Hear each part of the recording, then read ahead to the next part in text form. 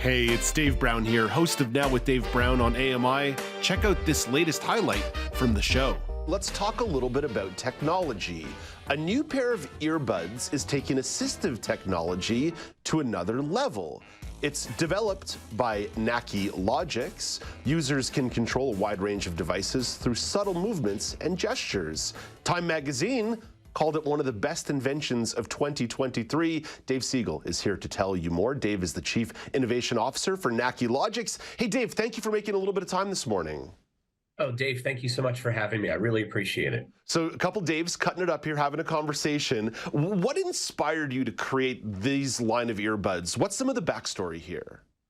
I think one of my earliest inspirations is a friend of mine that I have. His name's Keith. He's probably what one would consider a more severe quadriplegic.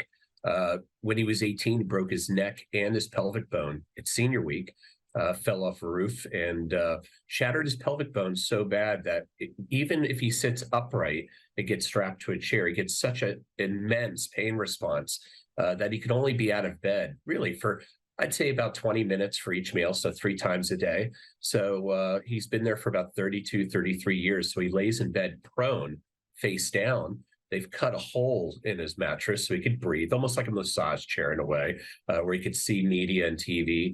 And he told me that, hey, Dave, you're one of the last stops before I opt for one of these brain implants. And I took that as a very, very powerful motivator to help not only improve the life of Keith, but for millions around the world like him that suffer from quadriplegia and other challenges. So going a little bit deeper into the earbuds, how would a user end up using them? What's the user experience like? Well, the user experience is, it almost functions as any other pair of traditional smart earbuds, with the exception of it scans and looks for different electrical signals of your head and face. So if you were to raise your eye or flex your jaw, it creates an electrical response for that particular gesture.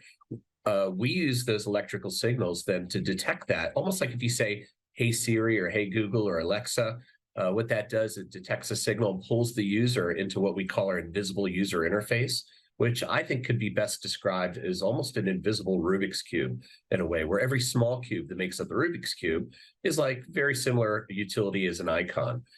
From there, you could either do another gesture or tilt your head or blink an eye. It selects that particular cube, and that particular cube could have X number of, procedures, functions, executions, API code into surrounding devices. And one of those, by the way, is PC control. So I knew I wanted to create a whole new type of neural interface that would allow somebody to not only use a computer, because that's been done before, but be productive. And currently, a user, when they select that particular function, has a full command and control of a PC, Windows, browsing the internet, typing natively, up to, I'd say, 45 characters per minute natively with, no predictive texting logic. And when you have predictive word selections, it's quite a bit faster, and the ability to play contemporary games. And I saw that you're showing the video here of me flying a simulated Boeing 737 in a top-tier flight simulator, because I thought, while competitive neural technologies were demonstrating the ability, to make a Twitter post or to play games like Pong, we wanted to set an entirely new bar for the world. And I get asked all the time, well, why fly a 737 with a neural earbud? What's the point? And my point is, if I can control a simulated Boeing 737 and a top-tier flight simulator, suffice it to say, all of your listeners can control absolutely anything. It's the ultimate equalizer. I mean, that is really impressive. You're literally shooting for the sky with that one. There's no doubt in terms of using that kind of maximum case. I want to backtrack a little smidge here, and apologies if this is getting a little too deep in the weeds. I'm a little bit of a Luddite sometimes. How much control does the user have over customization to sort of pick what gesture will do what? Well, that was one of my primary concerns, because if we were to release a technology that somebody had to hire a technologist to set up, we failed. So we have a core piece of software called Naqi Hub that allows you to configure that so-called invisible Rubik's Cube. And we set it up in a way where we provide a menu of predefined functions A user can click and drag a particular function on top of any particular cell, and then from there they get a pop-up to define whatever it is they need or whatever action that they want to define. So it's a code-free environment, click and drag. I think the learning curve of this, if somebody has, I'd say anywhere from anywhere high beginner to intermediate computer skills, they should be able to get running with everything, I'd say within an hour for sure. I want to come back to you and your process. What was the development process going through this, developing these earbuds? What was this like for you and your team? What does that process look like? What technologies are you leveraging? Well, it's a fusion of a number of different technologies. My background really spawned from brain-computer interface science. And for the listeners that are familiar with that, most of the projects or technologies that come out of that have to do with mu rhythms that originate from the motor cortex. And those particular brain waves are in charge of imagined movement. So I would just say if somebody has a bottle of water in front of them or a cup of coffee this morning, and if you stare at it and try to move it with your mind, if we had you all strapped up to various EEG sensors with some biotraining, we can extrapolate, almost like if you're Skywalker in the Dagobah swamps, where you're trying to telekinesis that cup of coffee. I realized early on that it wasn't universal.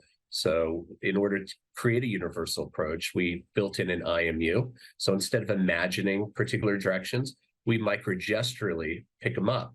And what that means is just the slightest facial tilt to the left, tilt to the right, up, down, and then very slight head rolls to the left and right. So small sometimes that it's almost unnoticeable to those around us. Secondly, we had to place biosensors that could pick up EEG and EMG at very specific parts of the ear that would fit most of society. And that was an industrial design challenge that was it was quite heavy. And I'm so proud of the team to get to the point where we've identified a design that does fit most of society. And lastly, we even have an inner ear air pressure sensor to detect changes in your inner ear that occur when users are performing these subtle micro gestures. So you really have to fall into a rabbit hole to start using inner ear air pressure to control devices. But we use a combination and a blend of all of that. The earbuds, the Naqi earbuds, are not quite available on the market just yet. What's the timeline before customers can get their hands on them? Well, it should be definitely this coming year. We're trying so hard, by the way, as a startup, and if any of your listeners are entrepreneurs, they would understand this, that we're trying to minimize risk.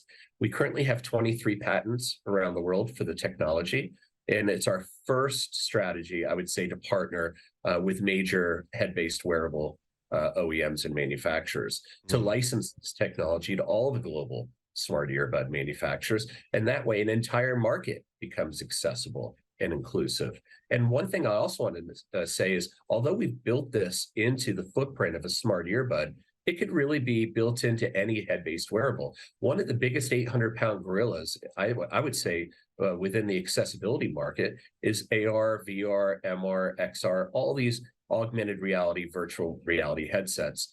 None of them really provide any kind of, in my personal opinion, acceptable experience for those who have limited to no mobility below the neck, because they all require hand controllers, and voice recognition does not navigate you properly through a virtual reality experience. I think what we've built will do that. And I think, again, it'll be the ultimate equalizer, per se, within that market. Dave, I can tell that you and your colleagues are putting a lot of brain power and a lot of passion into this. You just mentioned the augmented reality and virtual reality and maybe some of the mix in between that's going to exist and really continue to emerge here over the course of the next decade. How hopeful are you about that space? I should even phrase this differently. How do you perceive that space and technological development in that space moving forward for users as it becomes more commonplace? Because obviously you have found a niche here in regards to accessibility, even what I would call sort of the biomedical space. How do you perceive the overall industry when it comes to AR, VR, MR, take your pick? Oh, that's a great question. And first of all, we have found a niche within accessibility and inclusivity. However, that's only because we want to help those who need help first and foremost. By helping my friend Keith control a computer, I would say efficiently and with productivity, by default, I think we create a neural interface for the rest of humanity that could be applied to AR, VR, XR, possibly esports, gaming, the ability to shoot where you're looking while playing Call of Duty, so my nephew can't just knife me every single time. It's going to be the ultimate leveling or ultimate equalizer for adults who want to play games who get just dominated by kids. So my feelings with the AR VR sector, by the way, I think there's huge promise there. Some of the challenges, I think, are that of any head-based wearable as far as the user experience. Also, what many of your listeners might experience within the accessibility market, it comes up all the time within industrial settings with AR. For instance, if you're climbing a smokestack somewhere, you're in a very heavy industrial area where you're wearing protective gloves, possibly protective gear. You might be near a wind turbine or something of the like. It's super hard to poke, prod, swipe AR glasses frames, and impossible to hold hand controllers for mixed reality and things of that nature. And I think for those types of environments, we provide quite an elegant solution. So therefore, I think the utility of those entire sectors could only widen. Dave, this has been a fantastic conversation. Congratulations on the recognition and success so far with Naqi. Best of luck here getting to market and finding these partnerships. And stay in touch. Keep us posted. I'd love to catch up with you again down the road. Thank you so much for having me. That's Dave Segal, Chief Innovation Officer at Naqi Logix. For more information, you can visit naqilogix.com. I'm going to spell that out for you. It's NAQILOGIX.com, naqilogix.com, NAQILOGIX.com. Do you want to dive into more conversations like this? Watch Now with Dave Brown weekdays at 9 a.m. Eastern on AMI-TV or download the podcasts wherever you listen.